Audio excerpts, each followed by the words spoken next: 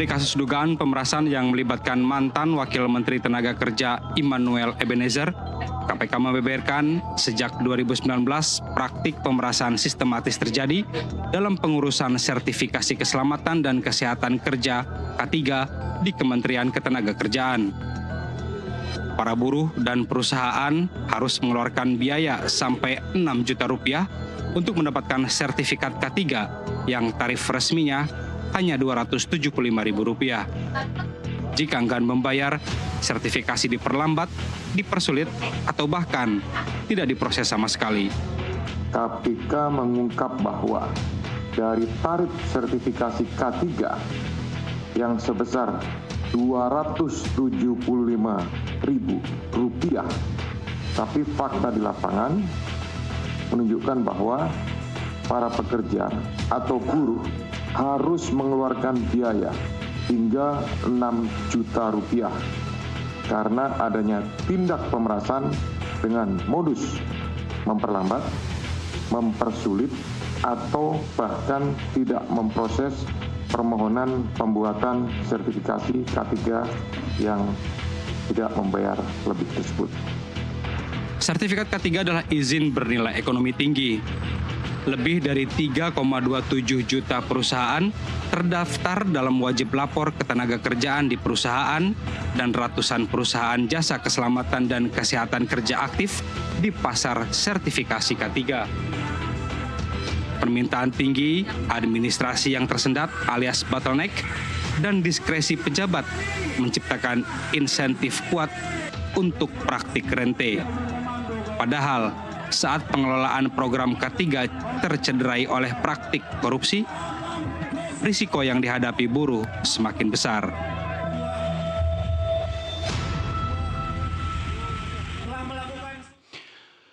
Ya pemirsa, itu yang akan kita diskusikan malam ini dalam Dialog Prime bersama saya Doni The Kaiser. Anda bisa bayangkan sertifikasi K3 yang harusnya menjamin keselamatan kerja ternyata jadi ajang bancaan korupsi dengan nilai kurang lebih 81 miliar rupiah sejak tahun 2019. Nah, malam ini tentu kita berharap bahwa diskusi kami dalam Dialog Prime bisa memberikan solusi agar ini bukan cuma statistik kasus korupsi di Kementerian Tenaga Kerja yang akan terus berlanjut tetapi harus stop sampai di sini. Saya hadirkan narasumber yang sudah bersama-sama kami di studio. Yang pertama, beliau ini sudah tidak asing lagi, tetapi kali ini mewakili Asosiasi Pengusaha Indonesia sebagai Ketua Hubungan Antar Lembaga dari Apindo, Sarman Simanjorang. Pak Sarman, apa kabar? Sehat selalu, Mas Doni. Sehat ya, sehat. Pak Sarman. Mikrofonnya jangan lupa. Biar Salam suaranya sehat selalu, Mas Doni. mantap. Ini pakai putih-putih maksudnya apa? Memang seragam Apindo atau ada maksud tertentu? Oh enggak, kebersihan hati saja. Kebersihan hati ya. Iya dong. Ini Tidak mengarah pakai dengan putih. Itu harus disampaikan ke Kemnaker ya pesannya. Ya. Terima kasih Pak Sarman. Di sebelahnya Pak Sarman sudah hadir juga bersama saya Ketua Umum Konfederasi Kongres Aliansi Buruh Indonesia atau KASBI, Sunarno. Mas Sunarno, apa kabar? Kabar baik, Mas Doni. Sehat ya? Sehat. Merah menyala. Merah menyala. Semangat selalu. Kenapa kalau Konfederasi Buruh itu selalu merah gitu loh? Itu maksudnya apa? Enggak semua sih. Enggak semua ya? Tapi sebagian besar kawan-kawan buruh menyukai merah. Karena ada keberanian kira-kira. Oh, Anda marah pada keadaan atau pada pengusaha atau siapa ini? Ini ada pengusaha di sebelah Anda. Dengan sistem yang semakin merugikan kaum buruh. Oke, itu kata kunci. Nanti kita diskusikan. Dan selain kami bertiga di studio, kami juga sudah menghadirkan narasumber melalui sambungan Zoom. Ada anggota Komisi 9 DPR RI, yaitu Edi Puryanto. Pak Edi, selamat malam. Selamat malam, Mas. Selamat malam, Pak Sarman, Pak Sunarno, Pak Tibi. Iya, terima kasih. Pak Edi posisi lagi di Jakarta atau lagi di luar kota, Pak? Wah, ya ini kebetulan di luar kota, mohon izin tidak bisa gabung ke studio. Siap. Baik, terima kasih Pak Edi. Mari kita diskusi sama-sama. Juga sudah bersama kita melalui Zoom adalah pegiat anti korupsi. Ada Tibiko Zabar Pradano. Mas Biko, apa kabar?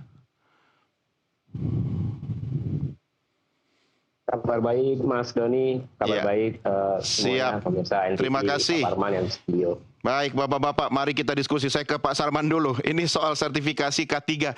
Pengusaha sudah sering jadi korban, Pak Sarman. Coba bagaimana setelah Anda kemudian akhirnya kasus yang melibatkan Wamen Naker itu terbuka di masyarakat. Apa yang bisa Anda sampaikan?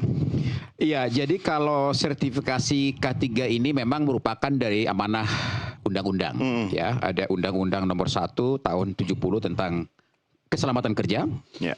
Ada Undang-Undang Nomor 13 Tahun 2003 tentang ketenagakerjaan, kemudian juga Undang-Undang Nomor 11 Tahun 2020 tentang Cipta Kerja, dan juga Peraturan Pemerintah Nomor 50 Tahun 2012 tentang penerapan sistem manajemen keselamatan dan kesehatan kerja.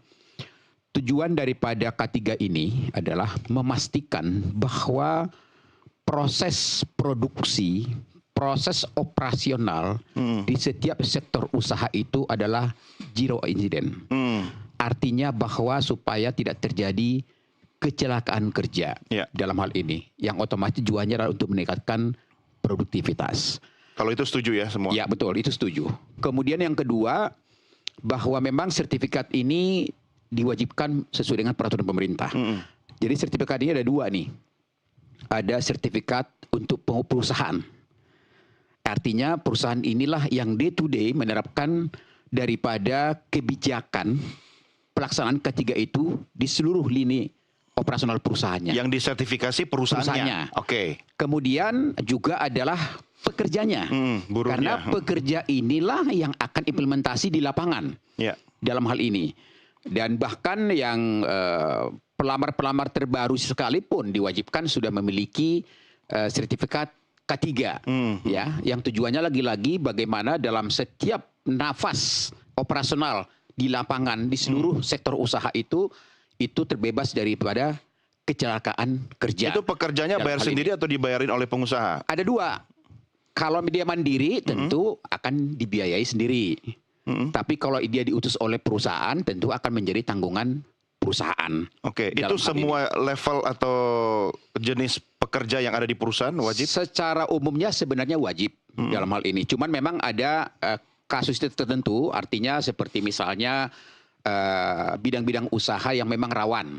Ya katakanlah misalnya seperti konstruksi misalnya, ya kan, di manufacturing misalnya. Jadi Pak Dodi misalnya kalau kita pergi ke satu manufacturing, itu di depan saja itu sudah ada rambu-rambu K3. Betul. Wajib pakai helm, ya kan, harus pakai itu pasti sudah disertifikasi ya perusahaan-perusahaan merokok, itu ya bahkan ke ruangan tertentu harus pakai sarung tangan dan segala macam. Nah, selama ini teman-teman pengusaha itu merasa keberatan karena membayar lebih dari yang aturannya atau seperti apa, Pak? Ya, kalau kami dari pengusaha kan tentu akan taat dengan aturan yang ada. Aturan dari pemerintah atau aturan dari Wamen? Pemerintah dong. Oke. Dalam hal ini. Ya, resminya kan? Ya, resminya dong dalam hal ini. Berapa Pak Sarman yang harus dibayarkan? Tentu begini ya, yang mengeluarkan sertifikat ini juga kan ada dua.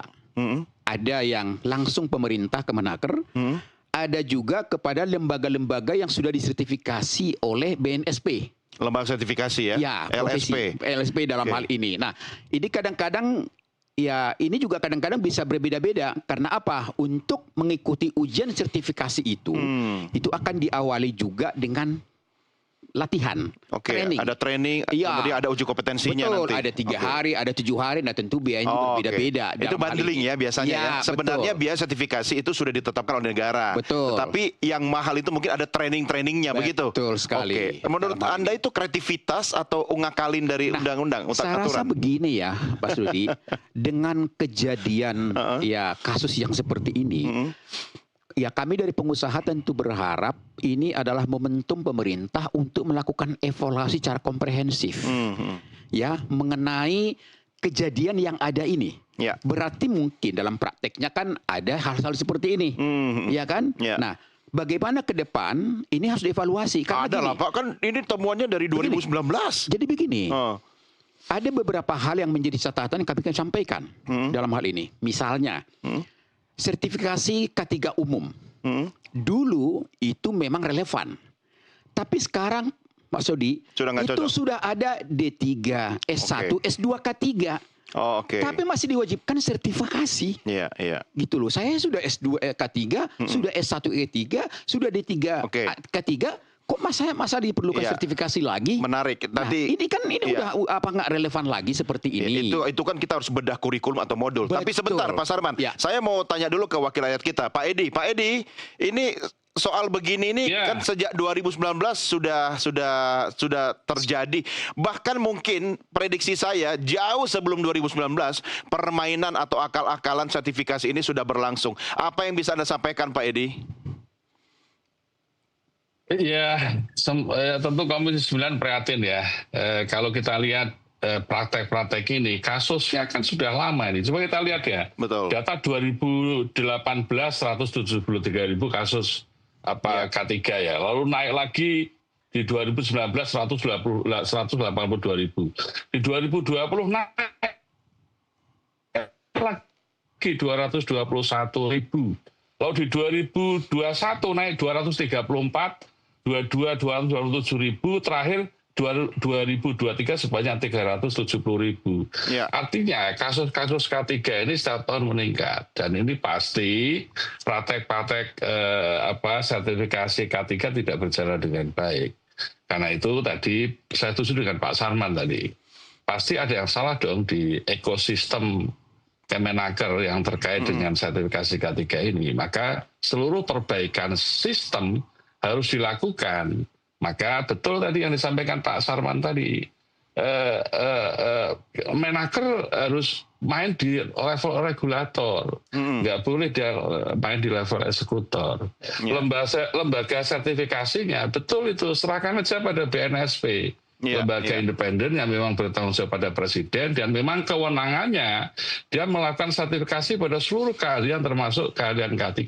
Ya, tapi kan ada opsi Pak Edi, LSP itu kan bisa ada 3 macam Pak, ada LSP P1, P2 dan P3. Jadi sebenarnya kalau memang niatnya dari awal mau bancaan gitu kan, bisa aja mereka akal-akalan. Cuma Pak, saya mau mungkin fokus pada upaya pengawasannya dari DPR sendiri ke pemerintah itu seperti apa Pak?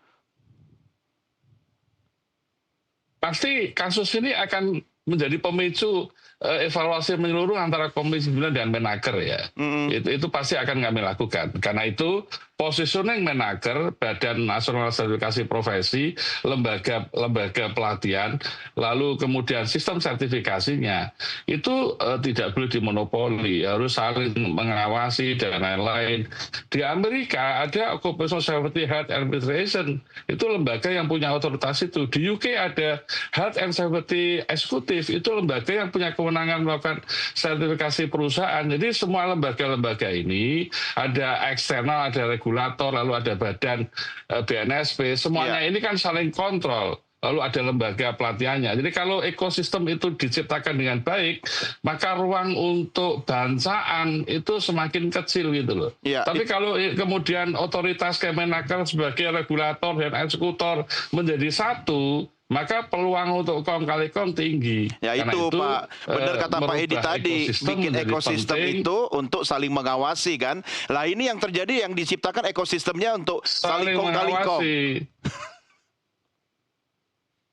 Nah, kalau itu kemudian Kemenaker regulator dan eksekutor, pengawasan dari eksternalnya lemah, maka ya pasti itu akan terjadi. Maka ya saya kira masih ada komisi pengawas ketenagakerjaan yang juga ikut terlibat di situ. Jadi semakin banyak lembaga atau instrumen yang melakukan pengawasan terhadap praktek-praktek sertifikasi K3 ini, maka akan semakin transparan itu loh. Ya, Pak Edi, saya mau nanya Pak Edi, kalau RDP dengan Kemnaker itu Pak Edi biasanya kan Menteri sama Wamen hadir ya. Mereka ini satu paket kalau dalam komunikasi ke DPR, atau sebenarnya mereka ini bagi-bagi tugas lah, menterinya ngurus apa, wamennya ngurus apa. Yang Bapak tangkap selama ini gimana Pak? Selama ini kalau menteri sama Menaker jadi satu itu, jadi satu, jadi tidak ada pemisahan kan, itu satu kesatuan kan. Maka menurut saya tinggal menteri dan wamen ini kan struktur baru kan.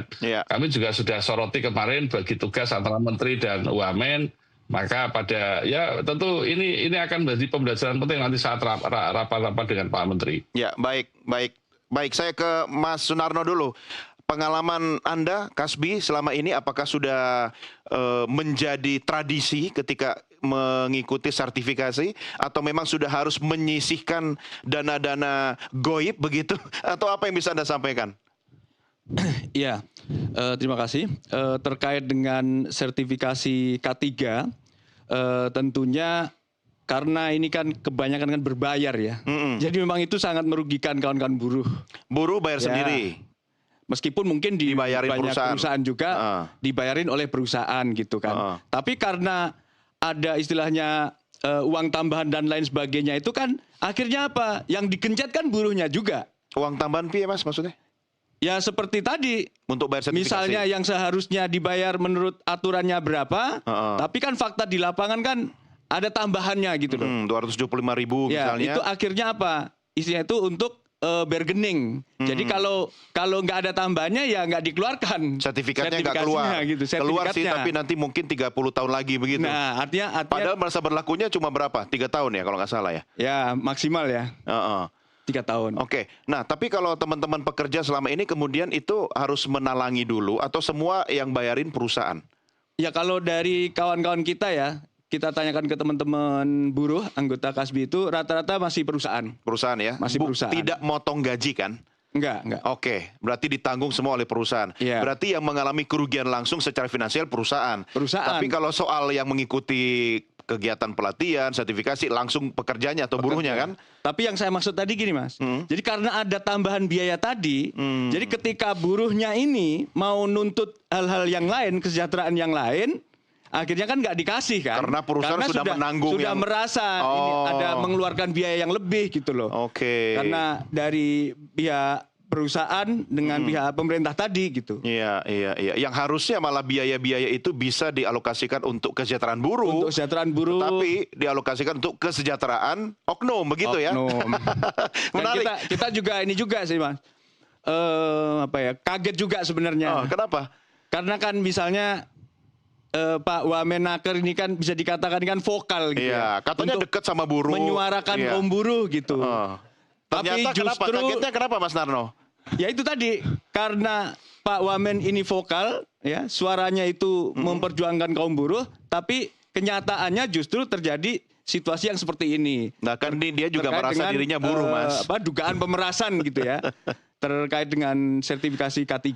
Iya. Dan tentu buat kawan-kawan buruh dan tentu untuk publik ya, artinya ini untuk membuka mata publik juga bahwa situasi di kondisi di ketenaga kerjaan itu memang nggak baik-baik aja. Terutama sebenarnya ini berkaitan dengan pelanggaran hak-hak normatif juga. Yang tugasnya Hak-hak itu normatif? ya dari Dirjen Binwasnaker sampai pengawas ketenaga kerjaan di provinsi ini bertugas untuk melakukan pengawasan terkait dengan apa hak-hak normatif yang diatur dalam undang-undang. Ternyata banyak juga yang enggak dijalankan oleh pihak perusahaan dan itu apa ternyata juga didiamkan aja gitu loh. Oke.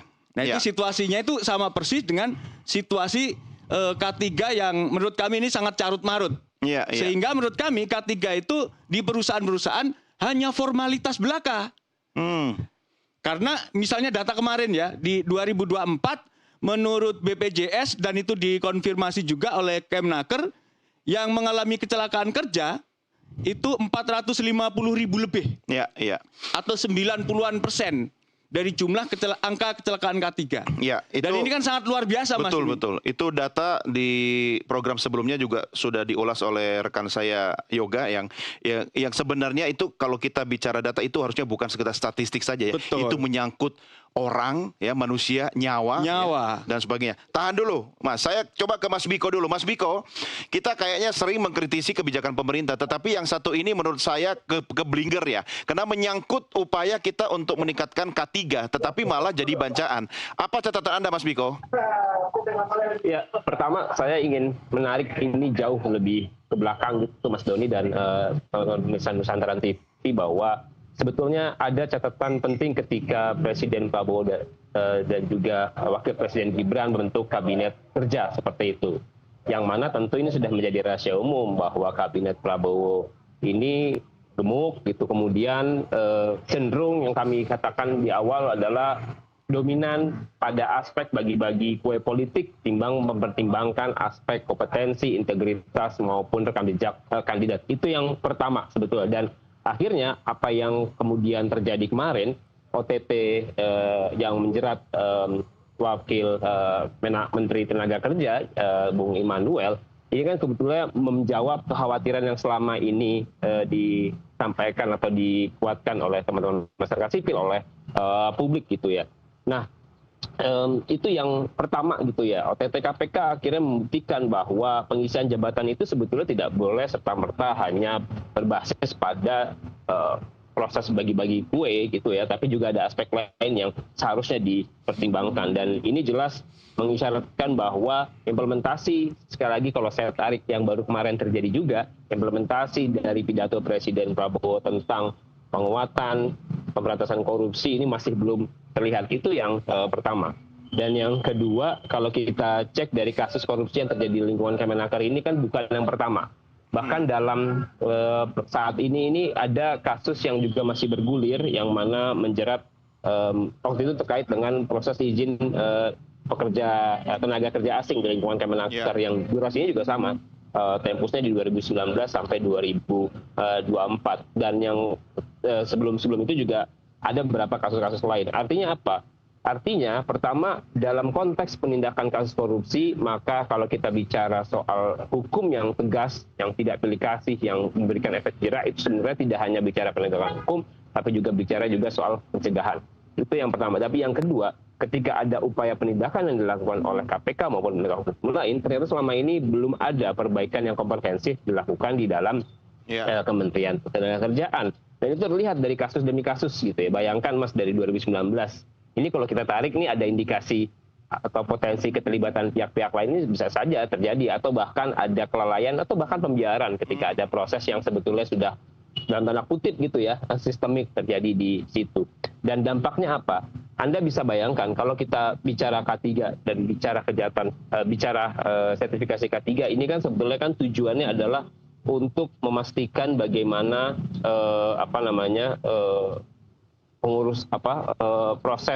proses di dalam rangkaian kerja di suatu perusahaan itu menjamin keselamatan dan kesehatan tenaga kerja. Nah, dan kemudian ini akhirnya juga sangat bermanfaat gitu ya, tidak hanya bagi pekerja tapi juga pada pemberi kerja. Dan selisih angka yang begitu besar, ini yang kemudian sangat besar. Gitu kan?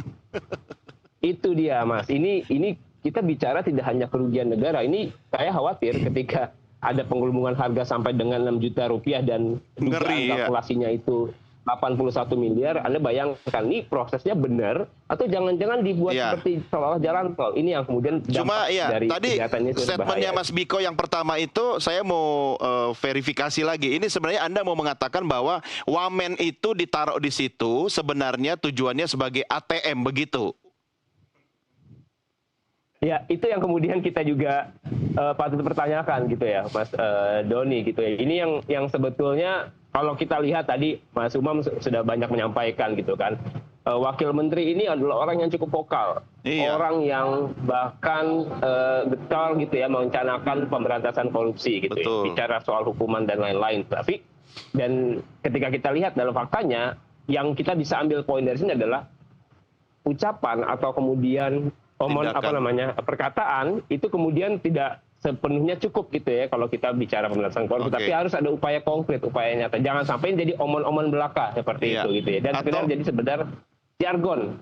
Nah, itu yang membahayakan itu, Mas. Ya, atau mungkin Mas Biko jangan-jangan belum sempat nyetor hasil pengumpulan dari ATM-nya, tahu-tahu udah dicokok begitu.